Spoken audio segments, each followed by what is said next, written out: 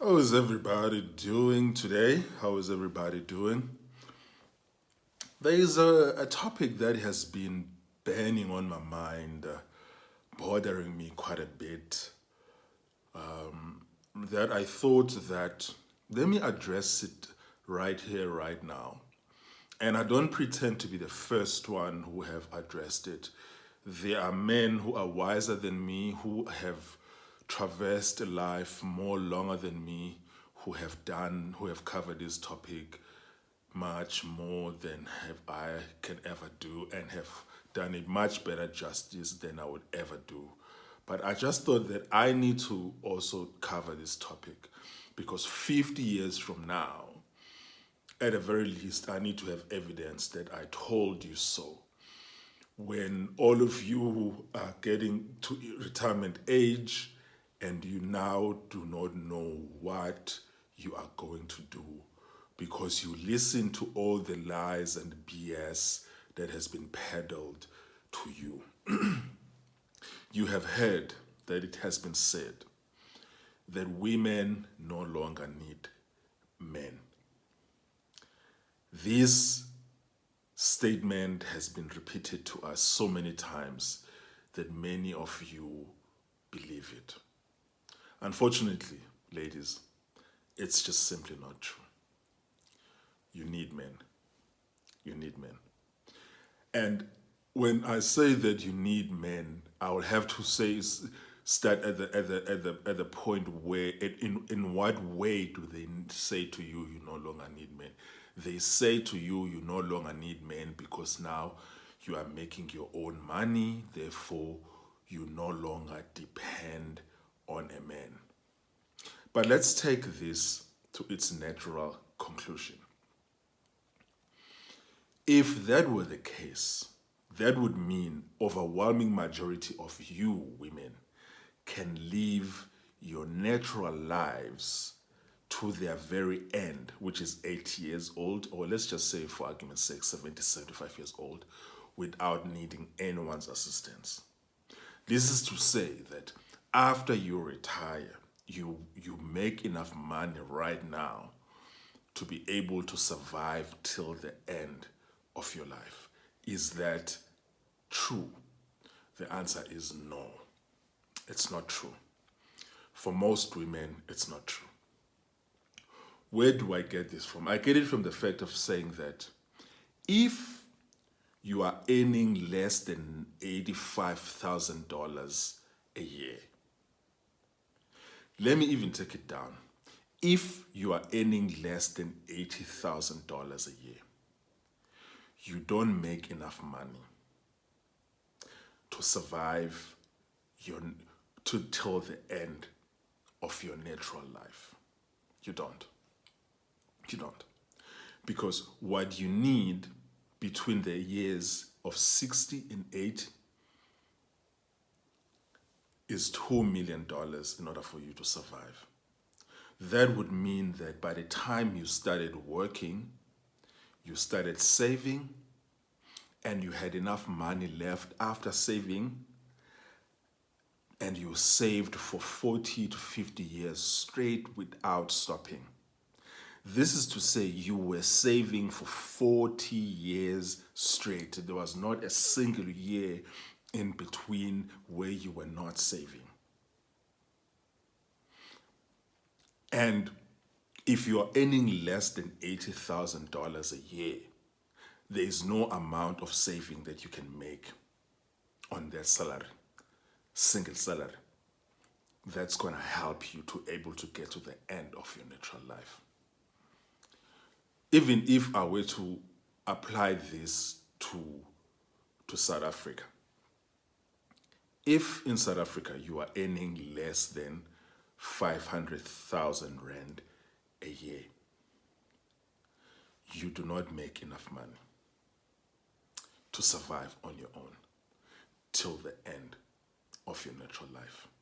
This is to say, if you are a nurse or a teacher or a firefighter or a paramedic in South Africa, any of these government jobs that women are overrepresented in South Africa, which enables you to buy your Toyota Etioses and your Polo Vivos and all of these cars that make you think you are actually doing well. At the end of the day is that unless you are making close to R1 million a year and you are saving, you've been saving since you started working, you are not making enough money. This factors in the fact that teachers and nurses and all of those guys, they tend to get their money deducted by the government for pensions. Those pensions, we now have enough evidence that those pensions are not enough for you to survive on that pension of one teacher who is not receiving any assistance from her husband to live until the end of your natural. When you retire as a teacher and you are not married, you won't have enough money to live until the end of your natural life without receiving assistance either from relatives, children, and other people.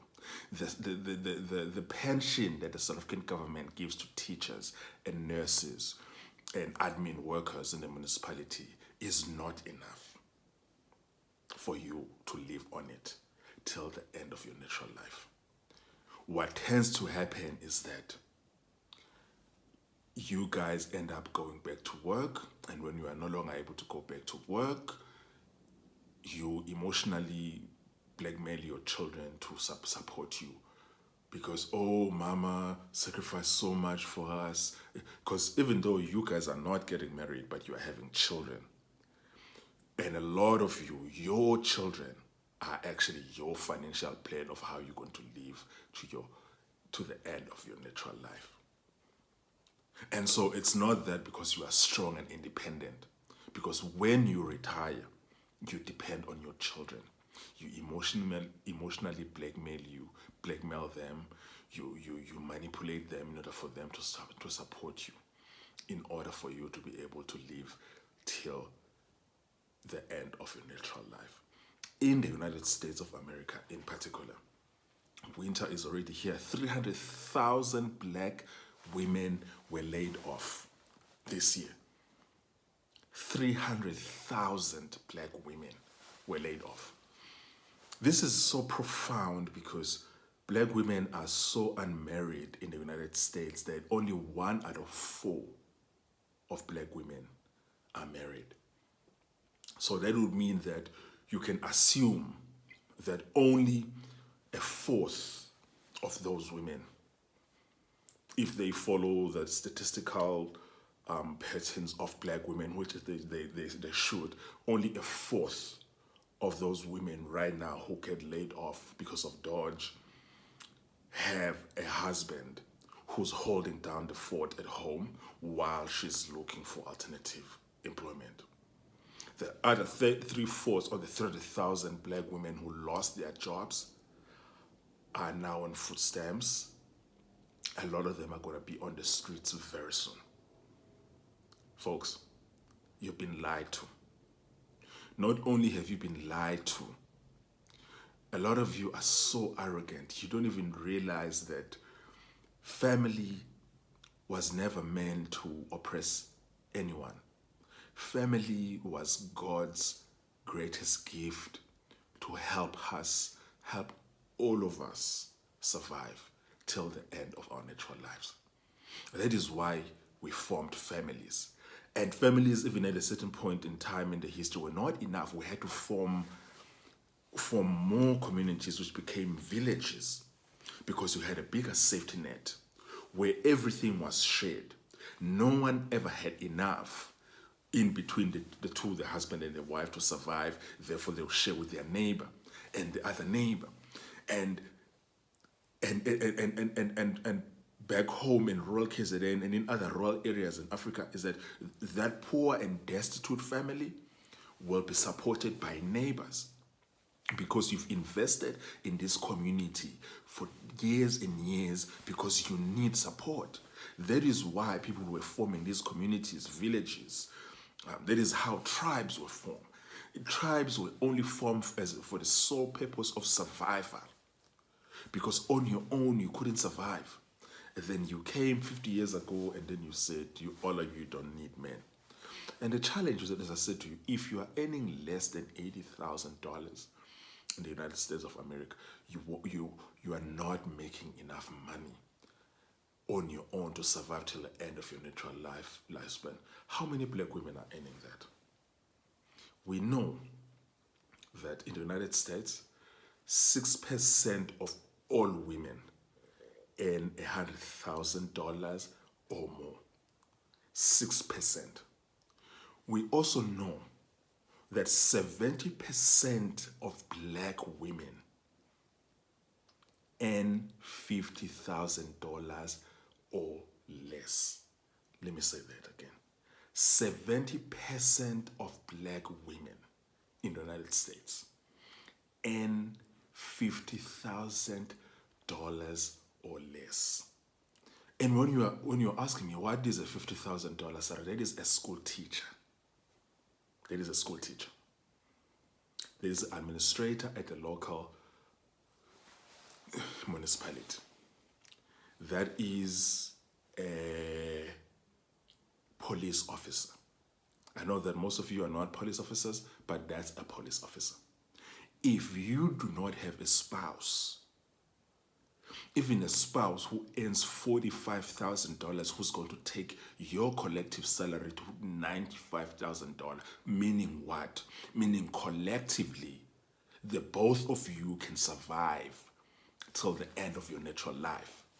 Because collectively, that $94,000 will allow you to have a higher savings, a higher pension plan that's going to go a longer way. That is why people were getting married. Not for happiness. They were getting married for survival. Only 6% of you, when I'm saying of you, I mean of all women in the United States, are earning $100,000 or more. And also the problem is that you are over indebted. 80% of all consumer debt in the United States is held by women. This is to talk about credit card debt, clothing stores, all of that kind of debt. It's held by you. You are heavily indebted also in terms of student debt. On average, a lot of you, on average, the student debt that an average American woman holds is around $40,000. You are heavily indebted. You are up to your eyeballs in debt, which means that even the 6% of you that earns $100,000 or more often does not have any savings. Which means what? Which means that the overwhelming majority of you won't have enough money to survive till the end of your natural lives. Why is this important? It's important because of how much arrogant you folks are. How much arrogant you are when you're speaking about men, speaking down on men, caricatures, insulting them, feeling like the average earning men are not good enough for you, while you are earning $50,000 a year. You think that a guy who earns $50,000 a year is not good enough for you, even though that 50,000 plus 50,000 will make your household be at $100,000, which will give your children, these children that you are still having without husbands, will give them a better opportunity, will give them better outcome, will give them better stability. I'm just saying. Of all the lies that have been told to us and have been told to you, the biggest of them all is the lie that you don't need men. Overwhelming majority of you, if you don't get married, you will be homeless by the end of your life. My overwhelming majority of you work in retail, which means on average you are earning around $30,000. An overwhelming majority of you work in jobs that have no pension. It doesn't have any form of savings. And by the time you're 55 to 60, they're going to kick you out to get a freshers mark to come in and flip those burgers or to work those tills at Costco or Walmart.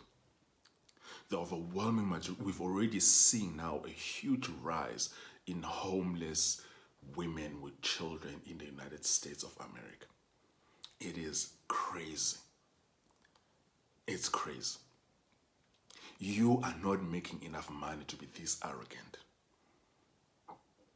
You are not making enough money to look at men who are actually suitable for you and ignore them and insult them.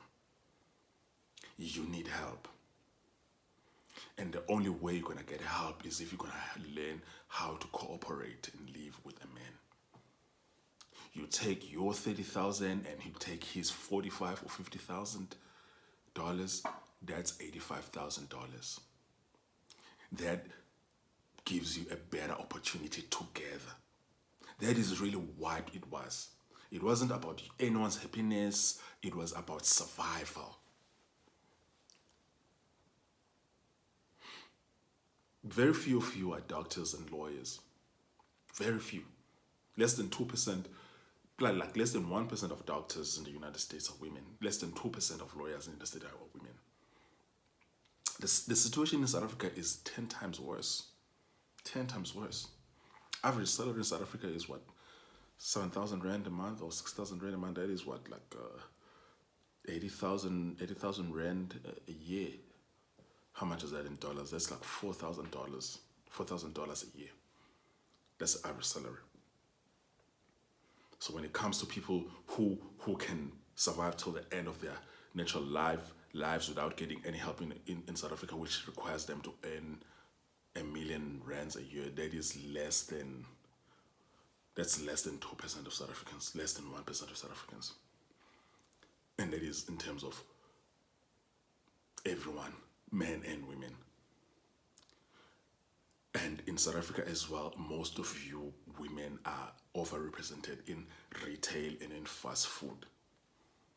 There is no pension, there are no benefits. When you turn 60, you'll be kicked out. A lot of you, your plan is the children that you have. You are overburdening because these children, instead of starting their lives, they're going to have to think of taking care of mama. And then you blackmail them, emotionally blackmail them and manipulate them because now when they start their careers, they need to this non-ending so-called black tax in South Africa. It is a mess, guys.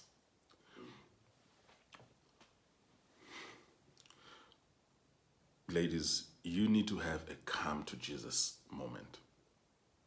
You need to have a come to Jesus moment. Overwhelming majority of you need a man. You need a man. You need a man. There's no other way of putting it. You need a man. Swallow your pride. Learn how to cooperate with a man. Learn how to live in harmony and in peace with a man. Or find a girlfriend that you're going to live with. A commune of women. In that way, then you can be able to survive. 5 or 6 of you, or for those who are earning, could be like teachers and nurses, could be 2 or 3 of you. If you live together, you'll be able to survive the long night and the winter. But as it is, the question is not whether are you going to need help.